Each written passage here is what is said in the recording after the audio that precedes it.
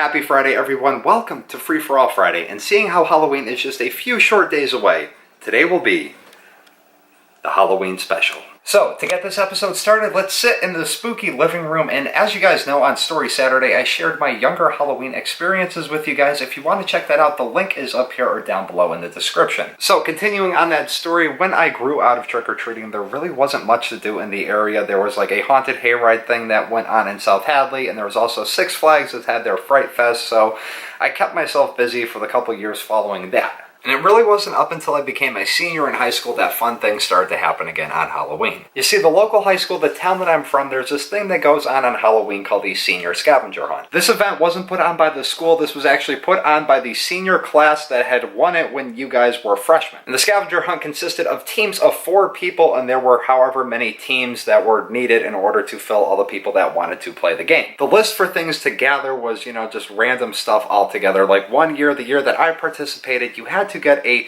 4-lettered street sign that began with a vowel. There's another thing, like you had to get an N64 controller or a menu from a Friendly's restaurant, just completely random things that you had to get, and whatever team was able to gather the most stuff at the end of the night would win. The teams would all start out in a parking lot. I believe for the year that we did it, we were up at the Elks, which is by the reservoir in the town that I'm from. Now, throughout the game, you guys had to stay in one vehicle. The group of 4 people had to stay together. You could not use separate cars, and then at the end of the night, you had to be back at a certain spot by a certain time in order to be qualified for the counting, and then whoever had the most items gathered from the list actually won. Like I said, that was a lot of fun, but that was just my senior year in high school. So after that, going to college, there were the Halloween parties and everything like that. Following college and turning 21, the local brewery in the town that I'm from had a open house night every Thursday and Friday where you could go up there, you pay like $7 or $8, and you just drink a bunch of beer. And they'd always have like themed parties based on holidays and stuff, like a Christmas party or a Halloween party. The Halloween party had a costume contest. Best costume won a case of beer. Most creative costume won like a case of beer, and then like second place and stuff like that got free admission into the brewery the next time they came. It was really cool. We did this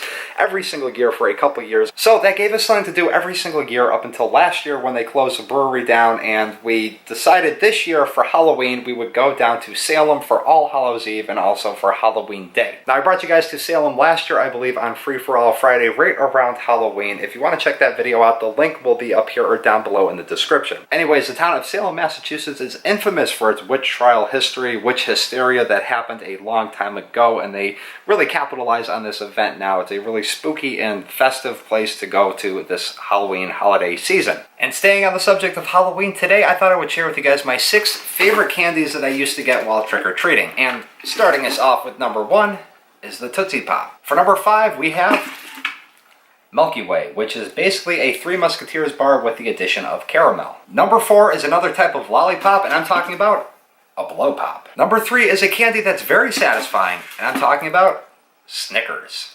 Well, these are Snickers minis, so eat a bunch of them. Number 2 is E.T.'s favorite candy, but in its original form, and I'm talking about Reese's Peanut Butter Cups. And finally, my number 1 favorite candy to ever get on Halloween trick-or-treating is Kit Kat.